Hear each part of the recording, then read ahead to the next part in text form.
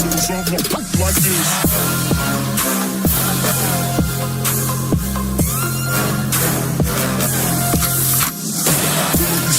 Virgin, I took it. She said we should hook up the boyfriend and boogie. Don't know me, they look at. I be in the clouds. Pool full of Henny, I drink and I drown.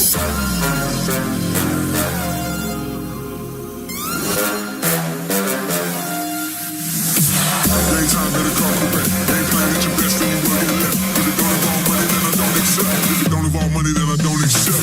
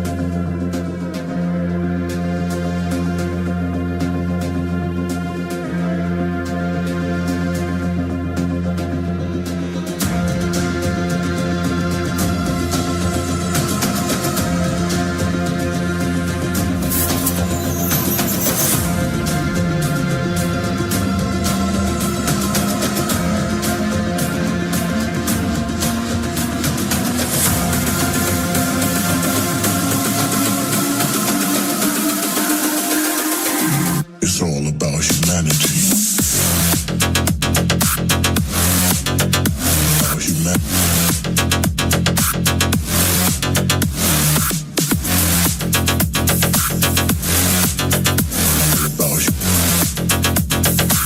It's all about humanity. About humanity.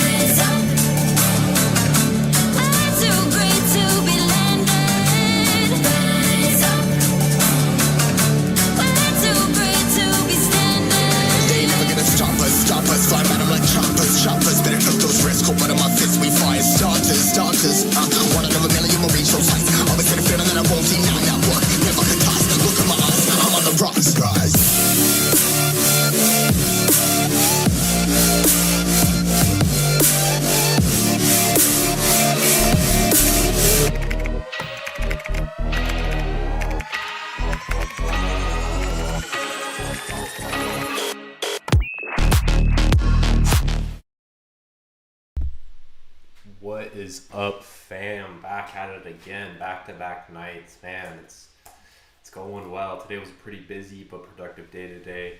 Not a ton of update-wise, just because I did my last live yesterday. Hopefully, y'all will enjoy this. This is day 2 of the total 6 that I plan on doing. So I announced yesterday on my live last night that I was going to stream every single day until New Year's Day, including New Year's Day as well. So that's Wednesday, today's Thursday, so day number 2, Friday, tomorrow, Saturday, Sunday, Monday. 6 days in a row I will be streaming. Multitude of topics. Yesterday I talked about 10 books every man should read in 2024. Tonight topic is about, it can help you in all aspects of your life. It can help you in your business. It can help you in your job. It can help you with your relationships. Definitely can help you with dating. So this one topic tonight is going to be how to get used to rejection. Now, I have a very, very unique experience with rejection just because of, I'll go through my experiences, but first of all, I want to highlight what rejection really does for you. Like, why is it important? We live in a world nowadays that, for a lot of you, that you kind of grew up, you were kind of protected. I know even in my childhood, some definitely was protected from a lot of stuff, which necessarily isn't a bad thing, but specifically being protected from hardships and rejection in any certain way, or not being successful or failure is, I don't think, necessarily the best thing growing up, just because everyone's going to reach a point where they're going to be either rejected or they're going to fail in whatever they're trying to do in life. That's just how life is. No one ever goes through life without any hardships, without any failure, without any rejection. It's just not what the human experience is. It's not what life's all about. If it was like that, then life would be on easy mode. But pretty much for everyone, that is not the case. I apologize, last video I was a little bit quiet. I forgot that I was going to make an effort to make sure I'm speaking into my mic. So that actually just reminded me I will be speaking into my mic.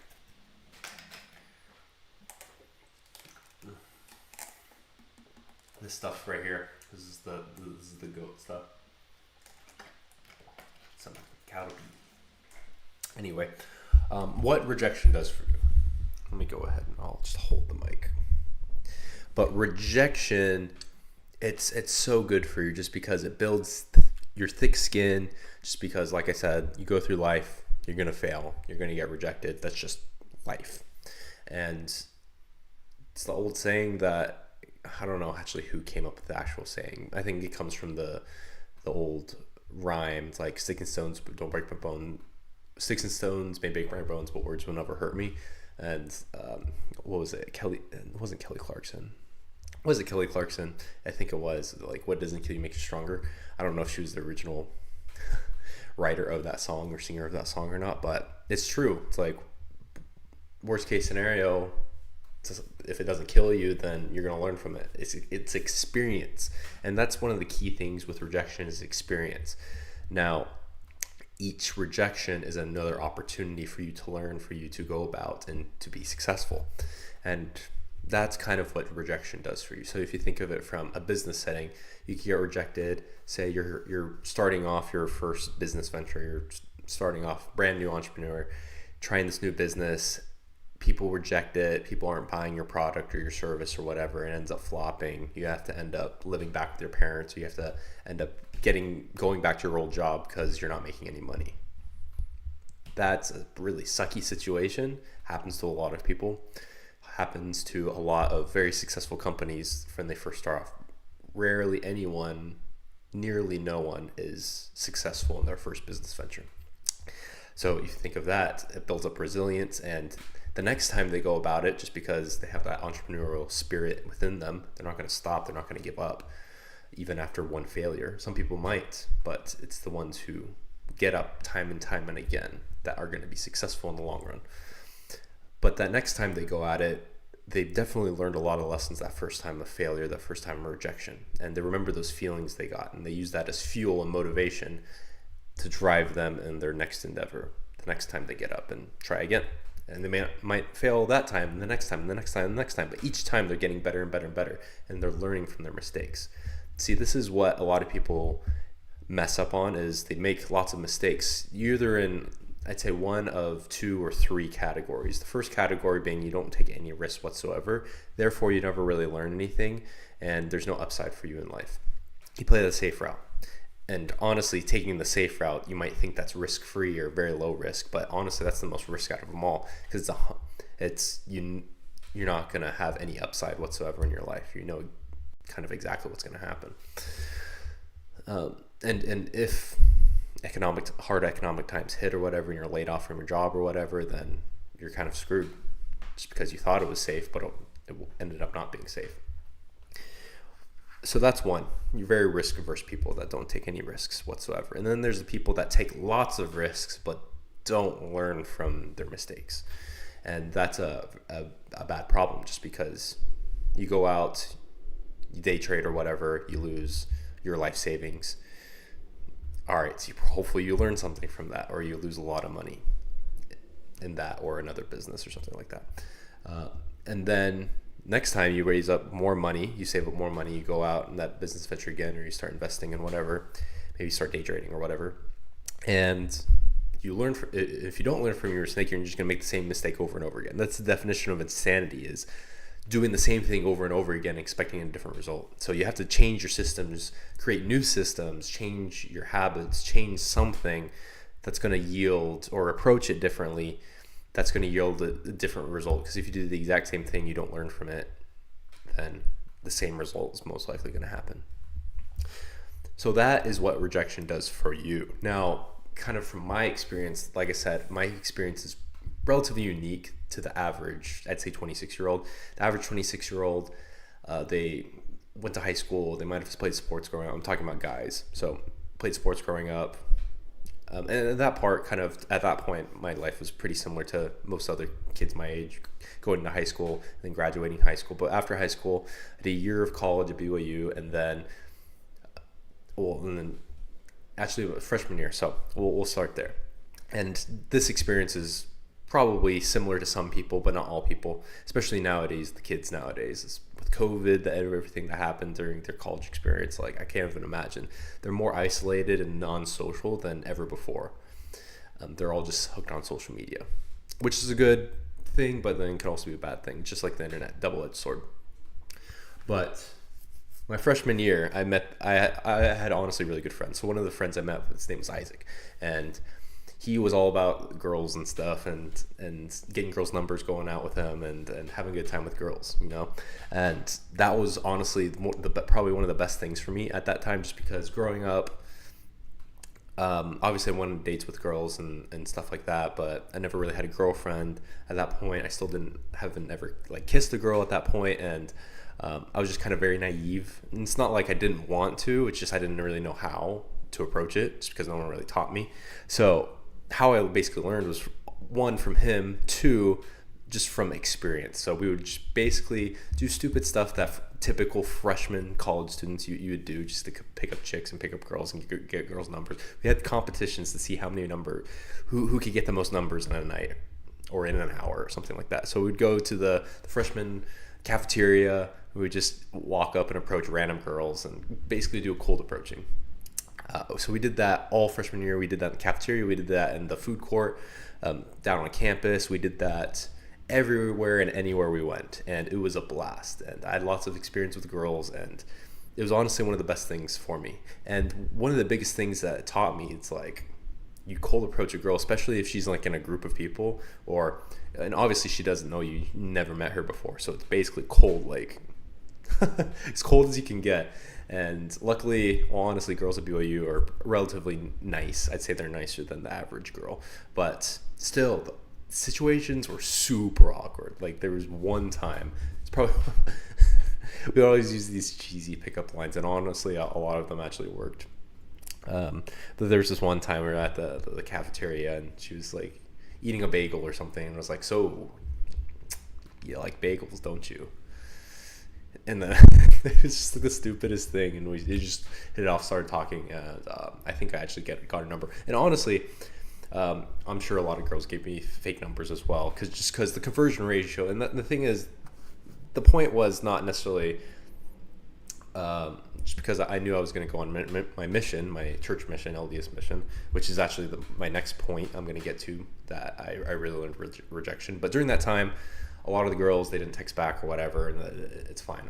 It actually yielded a good amount of dates for me, and just good, like I said, good experience with girls that I previously haven't had. And I learned,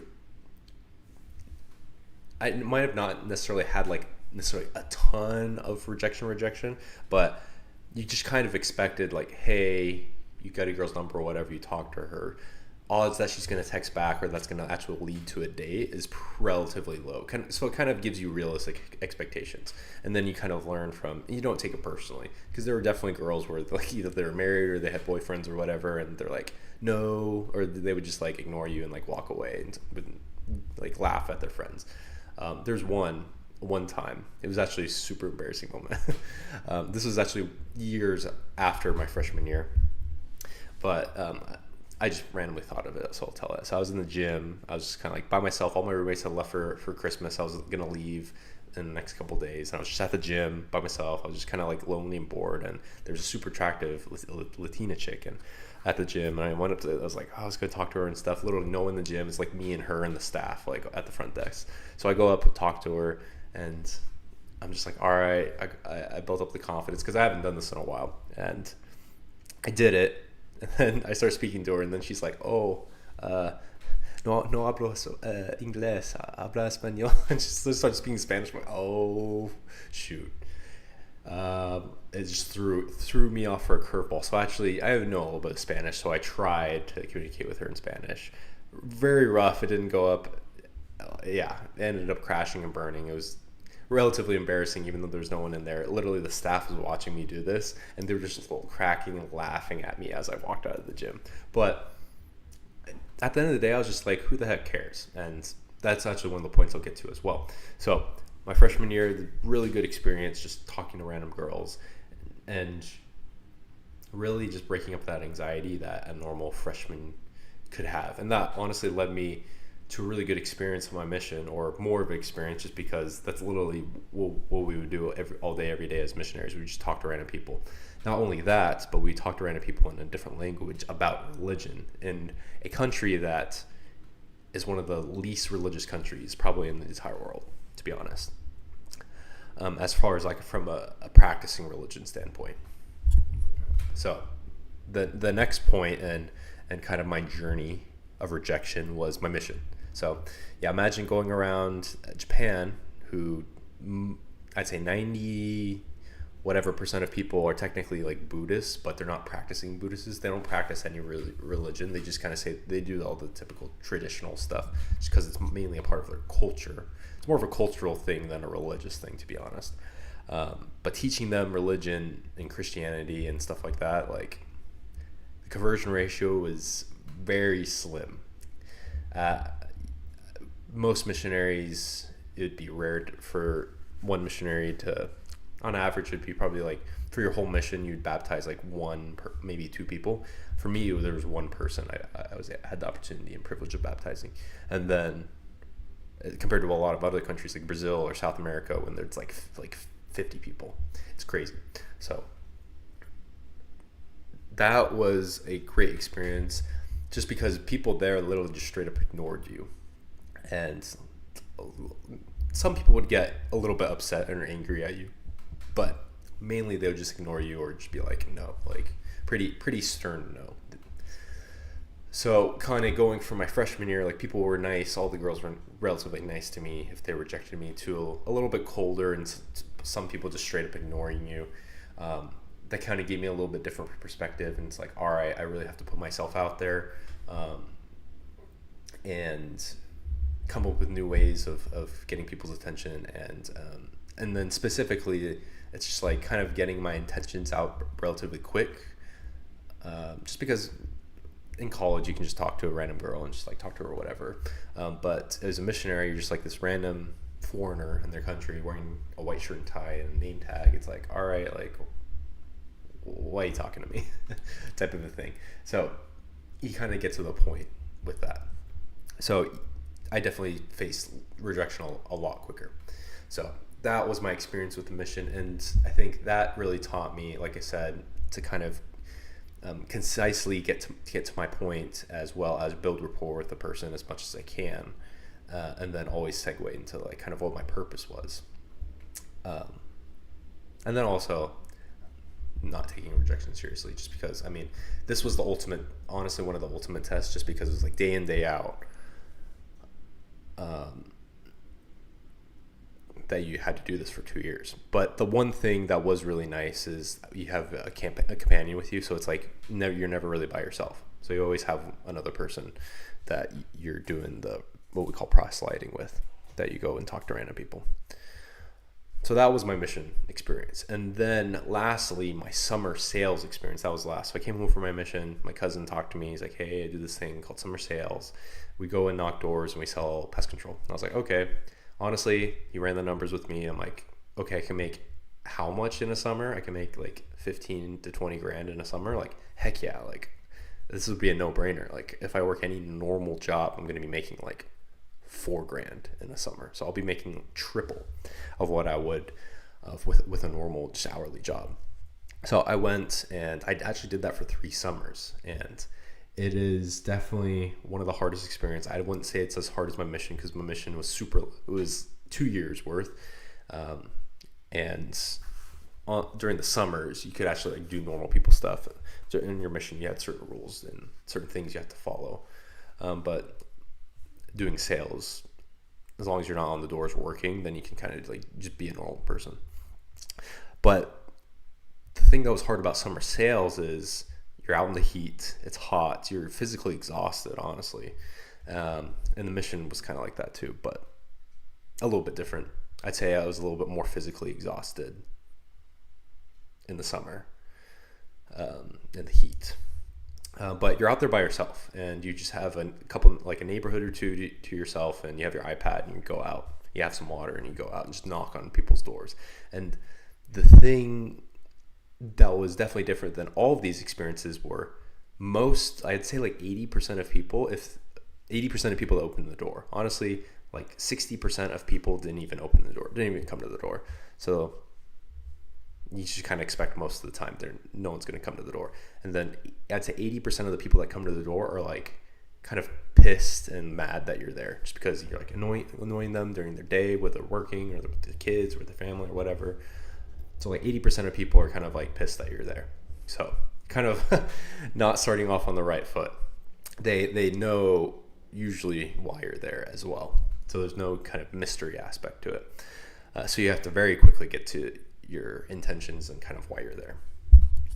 But that really reminded me, honestly, out of all of them, to like not really take anything personally. Like, people threatened me, I've had guns pulled out on me, like I've never been shot at or stabbed or anything like that. I've heard of stories where that has happened to people, to some salesmen.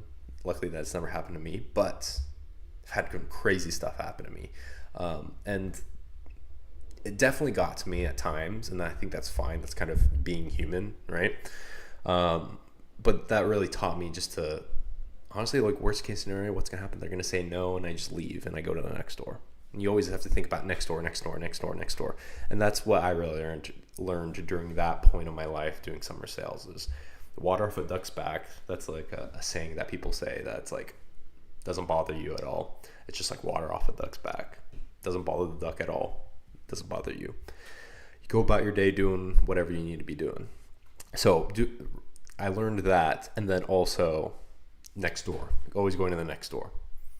And once you finally get that sale, you feel so good about yourself and you feel so much better, and that feeds and gives you momentum. So those small wins, the small win feeds into your next win, and it results in end up being a bigger and bigger win. Because there's several times where it was like, I've been knocking all day, I have like 2 or 3 hours left of knocking, I really don't want to knock anymore. Everyone's been in the neighborhood's been really mean to me and stuff like that. But as soon as you get that one sale, it lights you up. You feel really good about yourself, and you go in the next store and you sell them. And before you know it, in a couple hours, even though you've been knocking like eight hours total that day. In a couple hours, you sell like 4 or 5 people, and it's the best feeling ever. So always thinking about the next door, the next door, and the next door. And also having the mindset, at the end of the day, who cares if they don't want whatever it is? They're not interested. All right, you're not interested? Cool, next door. I guess that whole next door mentality.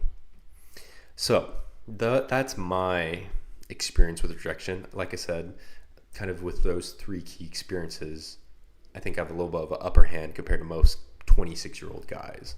Just because, like I said, most guys, they go to college, they go they'll get a job after college and stuff like that. Unless you're doing some sort of sales job, then they probably don't deal with a ton of rejection, unless they've gone through like investment banking or something like that, which is pretty intense, which I almost did. But I didn't want to sell my soul. But that's a very rigorous process where you get rejected by a lot of companies and you go through so many interviews, and lifestyle is hard for sure. It's hard work. But except for those guys, I'd say, yeah, I probably have a little more experience than the average guy. But like I said, I've learned so much stuff from those experiences about facing rejection, kind of how that shaped my life nowadays. Just because it's funny. I'm relatively young. I mean, I may look like I'm 30 with this beard or whatever, or older, but for a 26-year-old, like, I kind of have a lot of stuff in order. Life's pretty good for me, and I kind of almost have the mentality of, I'd say, most like 40-year-old or 50-year-old guys. They don't really like care about whatever other people really think about them and stuff like that.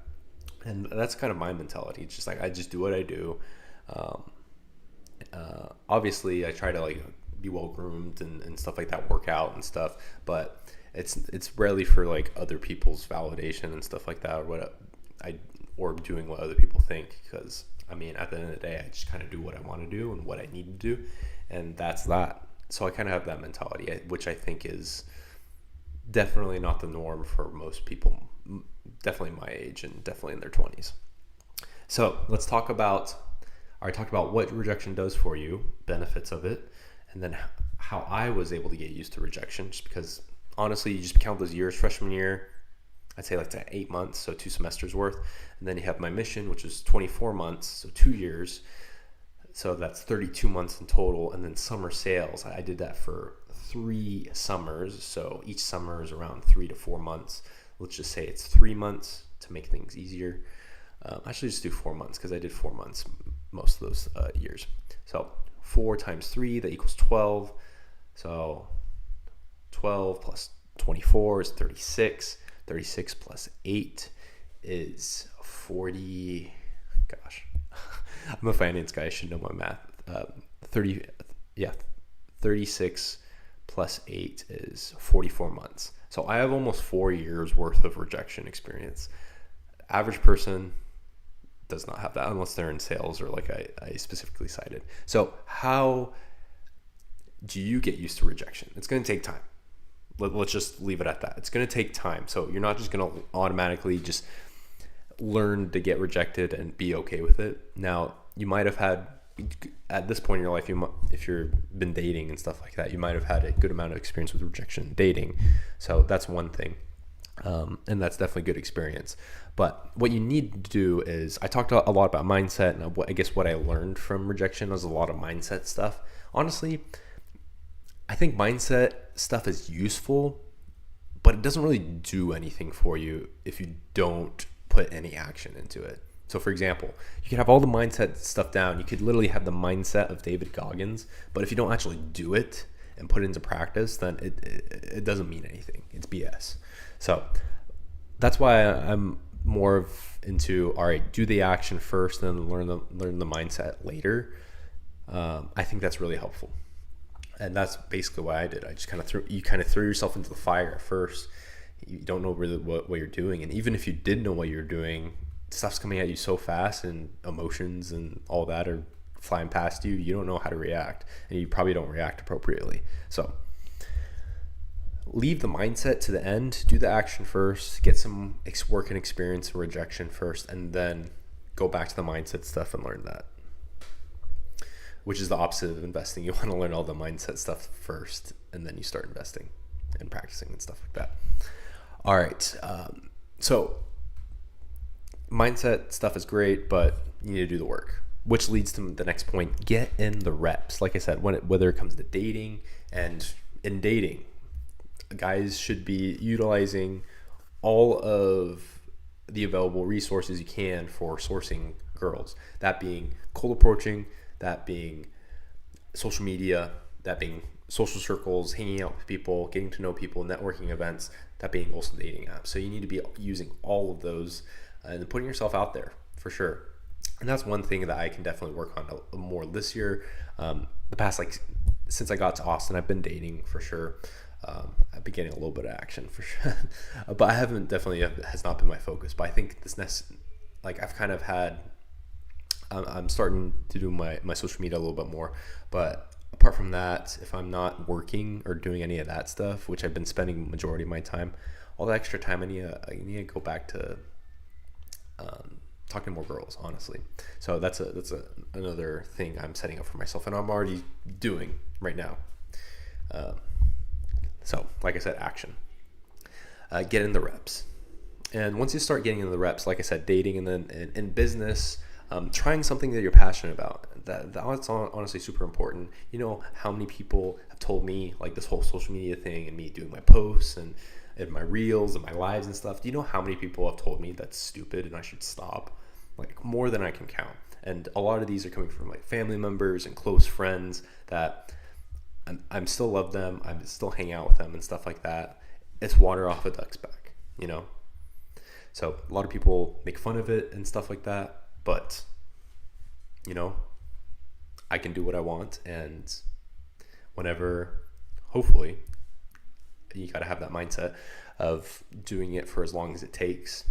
And honestly, I enjoy doing it. So at the end of the day, if I were to make zero money off of doing this, I would never get big, but I was able to impact a few people, guys like myself's lives that I kind of went through, and it's kind of helped me through other creators, then I think it's worth it.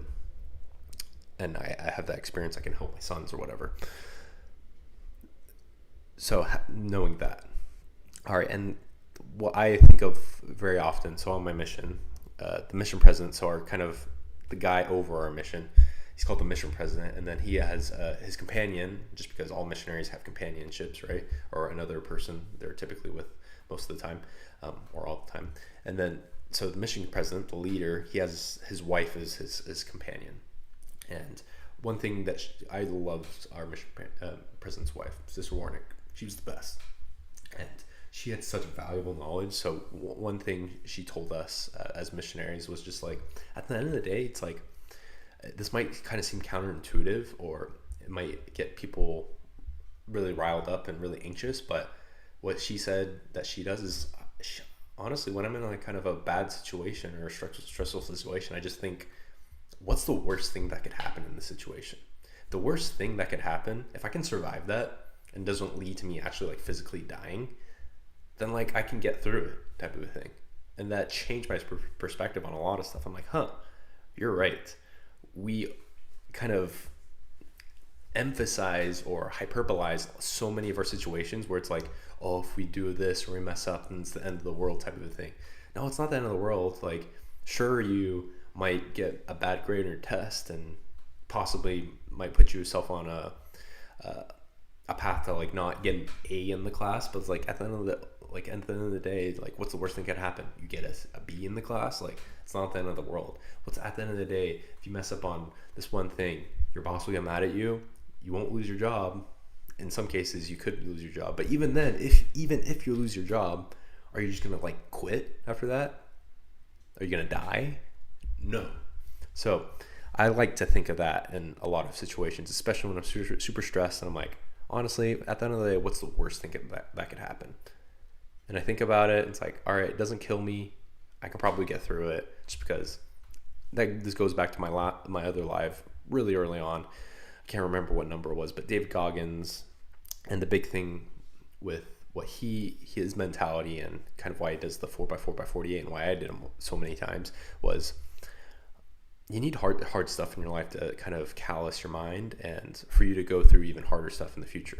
Just because, like I said, life, you're gonna get rejected, you're gonna fail multiple times. So you need to build up that muscle, that failing muscle, and that callousing of your mind. That way, whenever you reach another roadblock in your life, another obstacle that is really hard, and you're like, I don't know if I can do it, you can go back in that cookie jar, pull out a memory or two. It's like, yeah, actually, I did some pretty dang hard stuff. Honestly, the stuff I did back then was a lot harder than what I'm going through right now. It puts stuff in perspective for you, and you can push through it, and you eventually can overcome the obstacle in front of you, and you could eventually succeed. So I like to think of that. What's the worst thing that can happen to you? Most of the time, it's not as bad as we think. We can overcome it, and even if like the poop hits the fan, then you can still you can still push forward, proceed onward, and live your life and learn from your mistake that you made. All right, and then the last point before I end is eventually you can use this rejection as fuel or motivation in your life. Now, I've used this a lot, like just because I've gone on lots of dates and lots of girls, and I've dated lots of girls and I have wonderful time. But at the end of the day, like I'm not married yet, and that's eventually the goal. But all those rejections I've gotten, even in the serious, like long-term ones, where we're broken up or whatever, I've learned from my mistakes, and in a lot of the mistakes I went to the past that I will not make again, and that will be a story for another day for sure. But I use a lot of that rejection, and specifically I think in dating, and then also just other things in my life. For example, one thing when I was growing up is I was really into basketball, and it was my sophomore year, and there's two JV teams. There's a JV A team, it's called JV1, and the second tier team, the not as good team, JV2.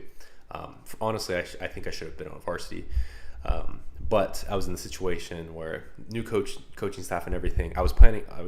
They're wanting me to be on varsity that next year if the coach from the year before would have stayed, but he ended up leaving to go to coach a different school. So we had brand new coaches. They didn't know any of us, so they took precedent or priority for like certain kids, and they had their favorites and stuff like that. I was not one of them, just because they didn't know who I was, so I had to prove myself.